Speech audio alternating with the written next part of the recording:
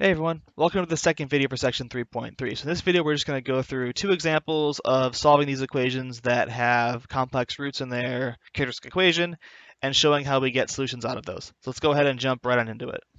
So example 1, find the general solution to y double prime plus y plus prime plus 7y equals 0. So step 1, find the characteristic equation, which in this case is going to be r squared plus r plus 7 equals 0. And step 2 is find the roots. Now in this case, when they're complex roots, you really have no choice but to use the quadratic formula. So let's just go ahead and do that. R equals -1 plus or minus the square root of 1 minus 4 times 1 times 7 over 2, which is -1 plus or minus the square root, square root of 27 over 2, which root of 27 is 3 root 3.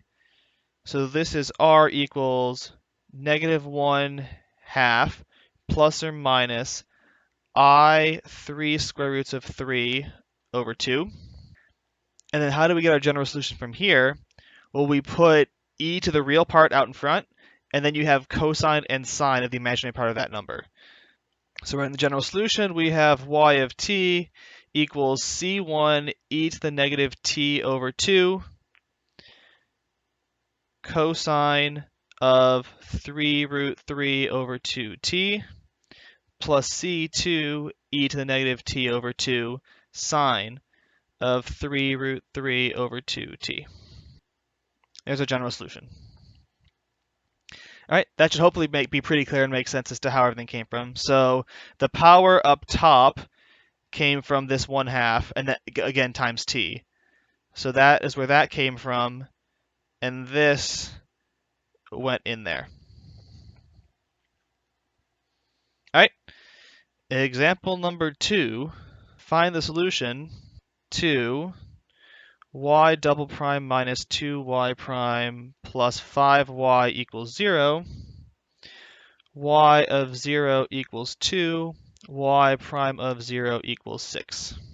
All right, so obviously our first steps are still to find the general solution, so we go through the same process as before. Step 1, characteristic equation is r squared minus 2r plus 5. Finding the roots, r equals 2 plus or minus the square root of 4 minus 4 times 5 times 1 over 2 is 2 plus or minus the square root of -16 over 2. So this is 1 plus or minus 2i. Because if you look at, you get a 1 from the 2 over the 2, and this becomes a 4i because it's root -16. So those are our roots. So how do we get our general solution? We do the normal stuff from before, where we have our general solution. Y of t is going to be c1 e to the t, that comes from the 1, cosine of 2t, plus c2 e to the t sine of 2t. And now I want to do initial conditions. So I'm going to need y, and I'm going to need y prime. So let's go right now and just go ahead and take the derivative of y prime right here. So then what is y prime of t? Yes, it's going to be long because this is also a product rule. So it's c1 e to the t cosine of 2t. That's when the derivative falls on e to the t. Minus 2c1 e to the t sine of 2t when the derivative hits the cosine for the first term. Plus a c2 e to the t sine of 2t. Plus a 2c2 e to the t cosine of 2t.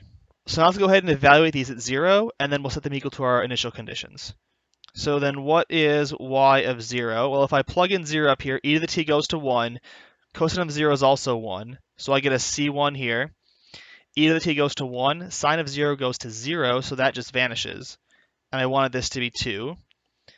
And then y prime of 0, so I have a 6 over here, is going to be, if I plug in 0, I get a c1 from the first term.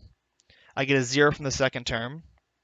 I get a 0 from the third term, because again I have a sign, signs go to 0, and the last term gives me a plus 2c2. So then I can solve this out. This first one obviously tells me that c1 equals 2, and the second one tells me that c2 is equal to 2 as well. So c1 equals 2, 6 equals 2 plus 2c2, tells me that c2 is also 2. Convenient. So what's my particular solution? Solution y of t equals 2e to the t cosine of 2t plus 2e to the t sine of 2t. And that is my answer. All right, hopefully that all made sense. Notice all of my solutions, there were no imaginary numbers. I had them in root when I wanted to solve for the roots, I got imaginary numbers, but in my solutions, they were all real valued. Pay attention to that and make sure yours follow the same suit.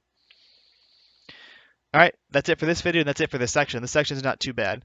Yeah, the next section we'll talk about what to do in the third case, which is repeated roots. All right, thanks a lot for watching, and I'll see you in the next one.